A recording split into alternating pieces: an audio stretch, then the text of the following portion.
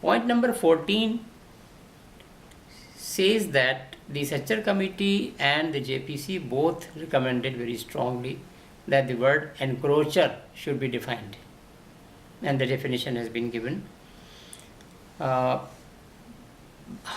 here also there is this malady where the full definition which had been recommended has not been incorporated. Because of shortage of time, I am not going very deep into this matter, but I am just flagging some of the issues. Point number 15.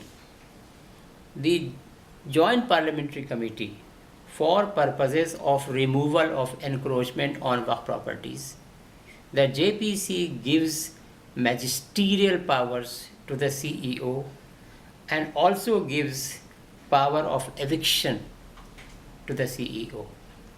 Thirdly, the Waqf properties are to be treated as public premises. Fourthly, punishment is prescribed for the encroachers.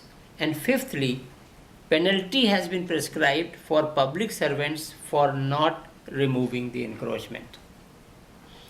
So at least 4 of these 5 points have just been ignored. The recommendation of the Joint Parliamentary Committee has umpteenth time ignored in the bill.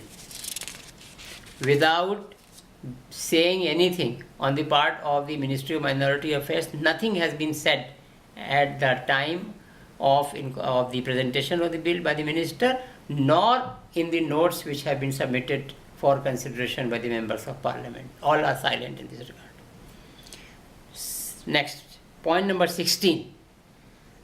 This is something among the category of most crucial, from the point of view that not only the recommendation of Sachar committee, not only the recommendation of the JPC has been disregarded, but also the instruction perhaps of the cabinet has been disregarded.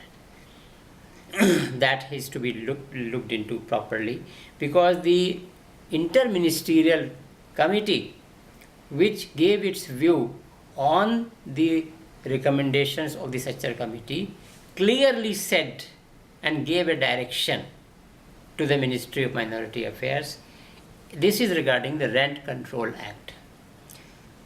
It has been unanimously recommended by all the 3 agencies as I have just now referred to, that the Rent Control Acts should be clearly mentioned in the Waqf Act itself, that all the rent, as far as all the rent control acts of the states are concerned, the Waqf Act will override all of them, and there will be no application of the Rent Control Act to the Waqf properties in all these states. It's very clearly recommended, but this has not been incorporated in the Waqf bill.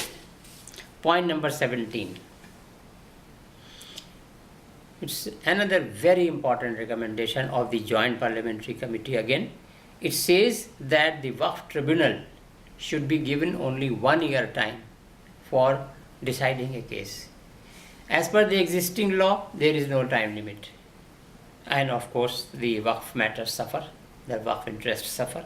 So therefore, this has been recommended by the JPC, that there should be an upper limit of 1 year for deciding a case. But this recommendation has also not been incorporated in the Waqf bill. Point number 18. Sachar committee says that the chairman and the members of the Waqf tribunal should be full-time persons, full-time appointed to do only this work. Not that any one of them is having an additional charge of another public duty in addition to the Waqf tribunal. But then this recommendation has not been incorporated. It's good that the new bill says that there will be 3 members and the judicial member will be presiding, who will be of the level of civil judge, etc. But then the bill leaves this possibility, and it has been happening off and on, that the person who is appointed as the chairperson of the Waqf tribunal is also doing a work in a substantive capacity as a civil judge somewhere else. So he is short of time. So Sachar committee recommended that the members as well as the chairperson of the Waqf Tribunal should be full-time. This has not been clearly mentioned in the bill. Point number 19. Both the JPC and the Sachar Committee strongly recommended that the Waqf properties should be treated as public premises under the Public Premises Eviction of Unauthorized Occupants Act. But this recommendation has also been ignored by the government. And point number 20, the Joint Parliamentary Committee has very clearly and in detail mentioned, prescribed some very clearly demarked conditionalities by virtue of which only the Waqf properties shall be subjected to Land Acquisition Act.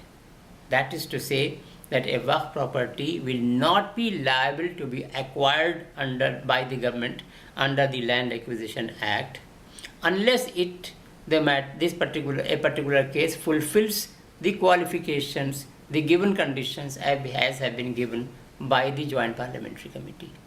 So this also has not been mentioned in the Waqf Bill 2010. And my last point here is that the Joint Parliamentary Committee gives an overriding effect to the implementation of the Waqf Act and the rules and orders made under this Act over A, all the state revenue laws, and B, all other laws of the country. But then this recommendation, which is in the interest of the proper upkeep and maintenance of the Waqf properties, has also not been included in the Waqf Bill 2010. So here we have reached, and before taking your leave, I will reiterate that the Joint Parliamentary Committee submitted its report, the third JPC on Waqfs, in February 2008, and at that time the committee clearly said that it wishes, it's in very strong words on record, that all the recommendations made by it are implemented by the government in letter and spirit. These are the words. But you see what has happened. JPC has mostly been given a go-by. Likewise, this is also to be reiterated that when in April 2010, the Minister for Minority Affairs presented the Waqf Bill of 2010 to the Parliament, then at that time he did not mention that which are the recommendations of the Sachar Committee and the Joint Parliamentary Committee which have not been implemented, which have not been incorporated in this bill. Nor there has been any debate thereafter on the bill in Parliament on these serious omissions and commissions which I have narrated, 21 in number. So, ladies and gentlemen, the situation is quite grave, and Waqf properties are under big jeopardy. I must congratulate on behalf of Zakat Foundation of India all those because of whom the passage of the bill was withheld in the Rajya Sabha. God bless them. Zakat Foundation of India earnestly appeals to the President, the Chairperson of the Rajya Sabha, the Speaker of the Lok Sabha, their deputies, the Prime Minister, the UPA Chairperson, the Leader of the Opposition in both the houses, all the members of Parliament, particularly the members of the Select Committee on Waqf Amendment Bill 2010, all the political parties, the Minorities Affairs Minister, all other ministers and bureaucrats concerned, to review the whole issue afresh and ensure that as per the constitutional guarantees, the intended multiple injustice to the Waqf properties and to the Muslim community of India is preempted.